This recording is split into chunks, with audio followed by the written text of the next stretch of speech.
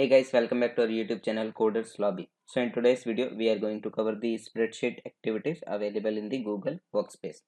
So as you can see in the sheets folder, there are some activities available as you can see on the screen, and some of the activities are included in the subfolder processing. So this processing folder we will cover it later, but for today we'll cover these topics, and if we will get enough time we'll cover this folder as well.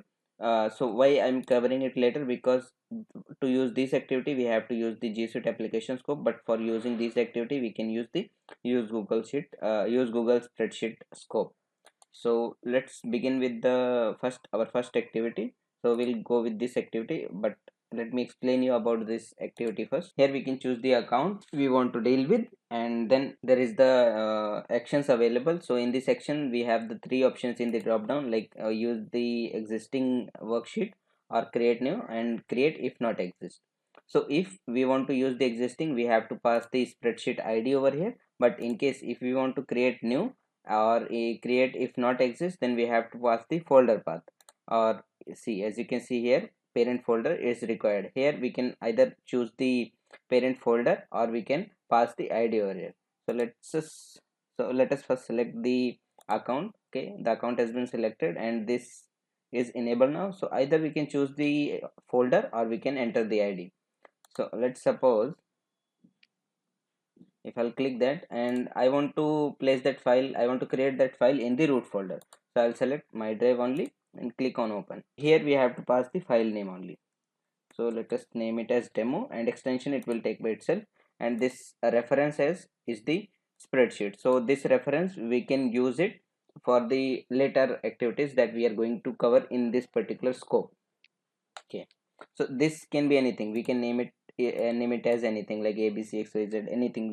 You can give the name as per your preference. Okay, so this activity done. Now let us go with this add new sheet activity.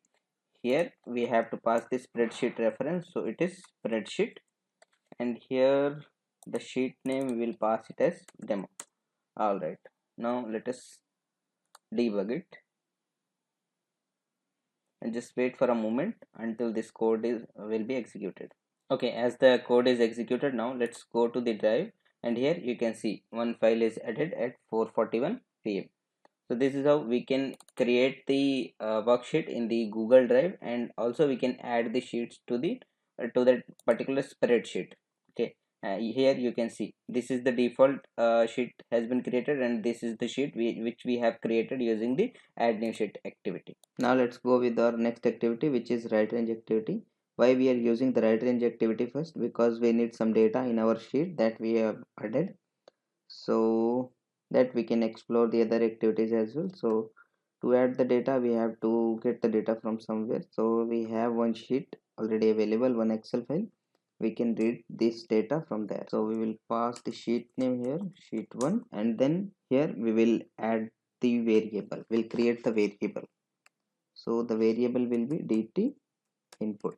All right, now let's pass this variable over here, dt input, and here we have to pass the spreadsheet as a reference, and here we have to pass the data table spreadsheet. All right, so this is done. Now we will run the code and I'll show you the output as well. Okay, the execution has been done. Now let's go to the drive, and there we will open this demo file in which we have added the data, written the data. Okay, as you can see at the A1 cell the data has been written with the headers. So this is how we can write the data table to the Google spreadsheet. Now let's go with our next activity, which is a right cell activity. So it is clear by its name why we will use this activity to write the data at a specific cell. So I'm not going to cover this. Now let's move to our next activity, which is a read range activity. So let's drop it over here, and here we will pass spreadsheet. Just comment it out. So here we will pass our data table. So let's pass the same data table and go up. We'll delete this activity as it is not required. And here one more option for range. So either we can pass the range or we can leave it blank. If we will pass the range, it will return the specific data. If we will leave it as blank, it will return the whole sheet. So let's log message. All right, take it and just try to dummy message and debug it. We can put a breakpoint over here so that we can see the value in the locals panel. Okay, let's open the locals panel, and in the DT input you can see this data which was in the Google Sheet. It is returned by this activity read range. So this is how we can read the data from a specified Google spreadsheet. And here we have to pass the sheet name from which sheet we have to read the data. So this will return the data in a data table format. And now this read cell activity will be same as the write cell activity. So write cell we are using to write the data at a specified cell, and read will be used to read the data from a specified cell. And if we'll go with the other activity, which is read row, so why the read row will be used? It will be used to read the specific row. So if let's move it over here, and in this we will pass our spreadsheet reference. So let's suppose we want to read the row B1, or not the B1, A5. So what this will return, that activity will return in a form of an array of object. Let's go here and create a output variable, array row. All right, now let's put the breakpoint here and let's debug it. Okay, let's hit the step in and go to locals panel,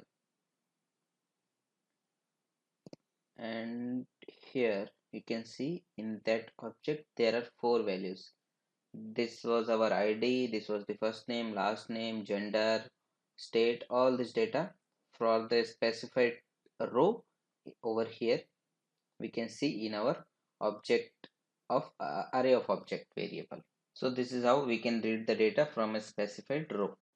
Alright, now let's suppose we want to append that particular row which we have read from here in the same sheet. So how we can do it? Let's drag this append row activity, and in the spreadsheet we will pass the spreadsheet as a reference. Okay, and there is one extra property which is reference cell. So what is the reference cell? Would be the reference cell would be the cell below which this particular row will be added at the first free row. So if let me clarify you what it is. So as you can see, I want to add it at A column and 11th cell. Okay, so in if I'll pass A1 as a reference, so below to A1 which first free cell is, the first free cell is this one, so that row will be appended over here. Now let's go here, and here we will pass our object, this one. Now let's debug it and let's move to the spreadsheet. You'll see at A11 the row will be added soon. See, that row is appended over here. So this is how we can append the data to that particular spreadsheet. Now let's see how we can rename a sheet. So before renaming the sheet, we will use get sheet to get the sheet and verify if that particular sheet is available in the spreadsheet or not. Let's drag this activity over here, and we'll pass this spreadsheet as a reference in this activity, and the output will be the list of string which will be containing the sheet names. So that would be sheet names output variable, and here we will use one for each activity, and the type argument will take as a string. Inside this we will pass sheet names. Now put one if condition over here. If will verify if item dot equals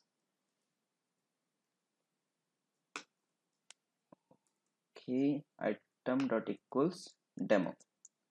If this found, what we have to do is we have to rename the sheet. Let's drag rename activity over here and pass spreadsheet as a reference, and inside this we will pass our item, and this would be our new name, demo sheet. Okay, so this is done. Now let's debug the code and go to this. Here you can see the sheet name is demo, so it will be replaced by the demo sheet. Okay, so you can see the sheet name has been replaced by the demo sheet. So this is how we can get all the sheets available in the spreadsheet, and if we want to rename it, we can rename the sheet.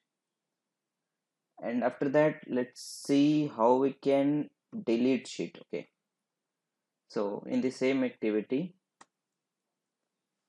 let's say if it is the demo sheet, that particular sheet will be deleted. So here we will pass spreadsheet, and in the sheet name we will pass item. All right, let's debug it and go here. You'll see this demo sheet will be deleted.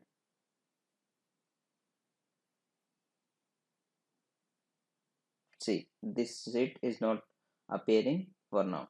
That has been deleted. So we have deleted the sheet as well. And if we want to delete the range, how we can delete it? Deleting and clearing, these are two different things. So we have to take care of that. Spreadsheet and the range. Okay. Let's say we want to clear from A9 to H11. Okay. From A9 to H11. So this will delete the rows, as we have seen in the Excel. We are selecting the particular rows which we want to delete, and we will right click and delete the range. And if we want to clear the range, we will select those rows and we'll press the delete button. So these are two different things. So as you can see, the code has run successfully and the rows has been deleted from here. And if we want to clear the range, how we can clear it? So same thing would be there. Spreadsheet. Okay, let it be A1 and A1 to B2. So from A1 to B2 will be from A1 to B2. This will be cleared from here. You can see the rows has been this range is clear now. There is nothing. Okay. And again, if we want to copy the sheet, how we can copy it? Okay, let's take it. Here it would be from spreadsheet. Okay. So here it would be spreadsheet reference. See, to copy this one we have to copy, and the new sheet to this spreadsheet. What would be here? Reference of this spreadsheet where to copy.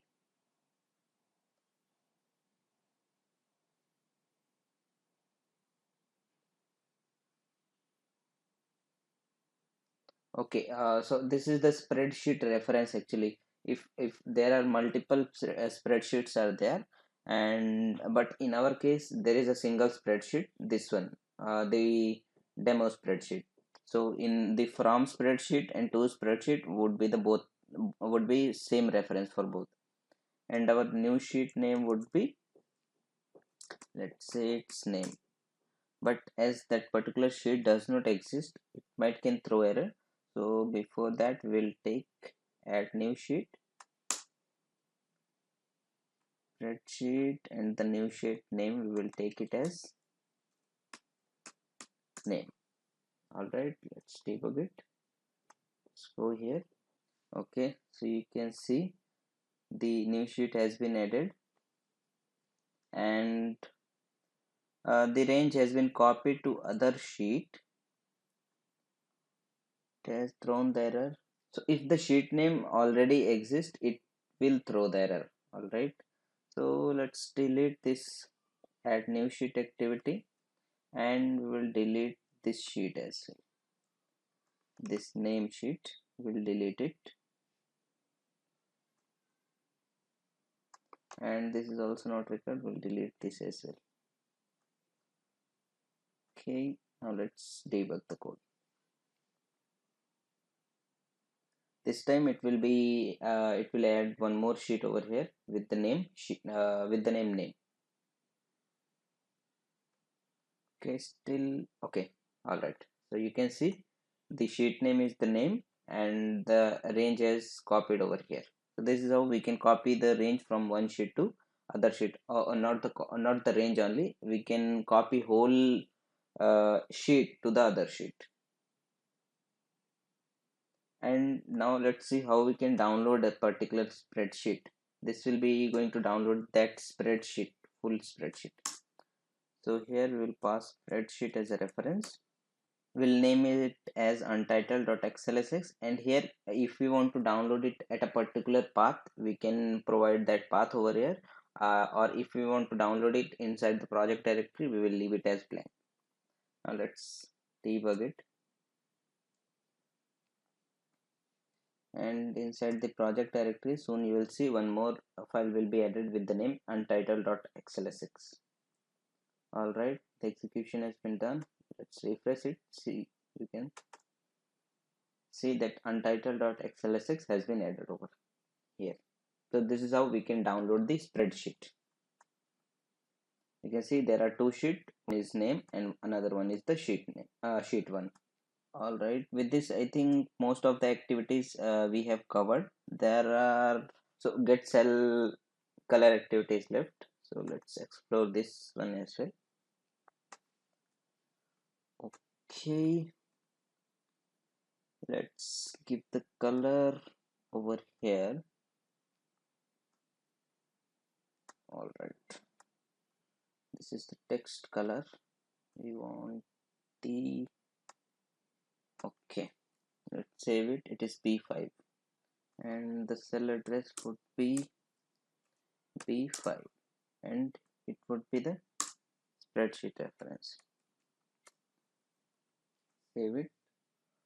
So output for this activity would be the hex color or the RGB. So let's Control K, RGB color, and it would be hex code. We'll log both.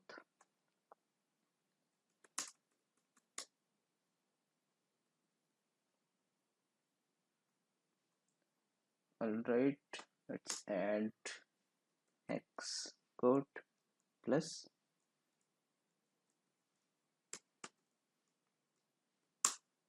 RGB. Start to string will work. Okay, now let's debug it. Alright, the execution has been done. Now let's see. Okay, the hex code has been written, but the color is not written over here because that is an object, so it won't be getting written over. So this is how we can get the cell color. Alright, so we left some of the activities in the beginning, so those activities were in the processing folder. These are the activities, these 4 activities we left. So to use this activity, as I told in the beginning as well, we have to use the GSuite applications group, and to set the authentication method, we have to give the authentication type auth client ID, and we have to provide the key path, a JSON key we have generated. So let's copy this and we will paste it over here in the key path. All right, let's drag the activity. So we have to configure the scope as well. So if I'll click on configure scope, you can see there is no authentication scope is there. But as soon as I'll add the activity, some of the authentication scope will be added, and we can click on it and we can click on auto detect. It will detect the scope, whatever is required for this particular activity, and we'll click OK. Now let's see the properties of this activity. Here we have to provide the sheet ID. So let's copy the sheet ID from here. We'll copy it and go here, and we'll provide it in the string format. All right. So we have to add or delete the columns from that particular sheet. Either we can delete it or we can add it. So out of these two properties, we can provide column letter or column position. So let's say we want to add one column at C. Okay, so I want to add one column only. And if I'll show you in the properties, you can see here we have change mode as well. Either I can delete it or I can insert it. So let's first insert the column at C. So what will happen here is this C, this last name will be dragged to the D column, and here one empty column will be added. Let's go here and debug it. Let's go to this one. All right, as you can see, this column has been created. Now let's say we want to delete this column which we have added. Okay, let's delete it and debug it again. Let's go here. Cool, the column has been deleted. Now same kind of activity we have for the rows as well. We can delete or insert the rows. So you can see here we can provide the position. So let's say we want to add the row at 2 position. Okay, the number of rows we want to add is 5. All right, and here we have to provide the sheet ID. All right, let's delete it and debug it. So you will see 5 rows will be added. Okay, the execution has been done. You can see the 5 rows has been added from the second row, as we have provided the position as 2. So you can see 1 2 3 4 5 rows has been added, and same we can delete these rows as well. Here we have to change the mode only, and we will click on debug. Let's go here. Okay, so you can see the rows has been deleted. Let's go here again. You can see the rows has been deleted. So this is how we can delete the rows. Okay, now we have one another activity which is autofill range. So why we have to use this autofill range activity? Because suppose we have to write a formula in thousands of cells. Okay, so we can write a formula at the first cell, or and we can drag it to the thousand cell. We do not have to use the right cell, right cell, right cell again and again. We can use one activity and drag that formula to the below using this activity. So here we have to give the rule range. So from which cell we have to copy the formula. So let's say we want to combine these two cells. Okay, this one and this date one. So this will be our rule range from where we have to copy that formula, and here we have to give the sheet ID. So let's copy the sheet ID. All right, till what cell we have to write this formula. So we need the count as well. So let's use read range activity here. Okay, and pass the spreadsheet ID. Now let's create a variable dt input. Okay, and in the properties here we'll use dt input dot rows dot count. All right, so let's either we can provide the range. If we leave it as blank, this will take the whole sheet range. So let's run it. You will see formula will be dragged till I8. Okay, this has thrown some error. All right. Okay, here we have to provide I2. We had provide I only, so that's why it throws the error. Okay, let's debug it again and go here. Cool, you can see the formula is dragged till here. We do not have to use the right cell again and again. So this is how we can use the autofill range activity. Now at the end we have one activity which is copy paste range activity, and we'll paste it over here. We have to copy the range from A1 to H9, and we will paste it at A15 in the same sheet.